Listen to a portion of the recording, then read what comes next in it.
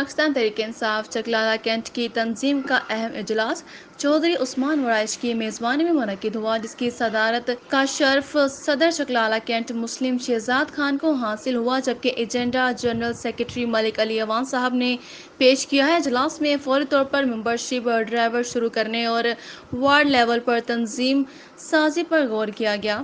اجلاس میں سینئر نائب صدور چودھری ارسلان اور عثمان ورائش، نائب صدر اور member cantt board Ajmer Khan, additional general secretary Sheikh Adeel راجہ، فہیم اشرف چودھری، محمد احمد صوبیدار، پرویز ملک، بلال ایمان ملک، مجتبیٰ راجہ، شاہ زیب، سعید الرحمان، گلبر خان، کمال خان راجہ، حماد ظفر صدیقی، ایاز چودھری اور ظفر صدیقی نے شرکت کی۔ اجلاس میں کچھ ساتھیوں نے تحفظات کا بھی اظہار کیا جو کہ قیادت کے علم میں لائی جائے گی۔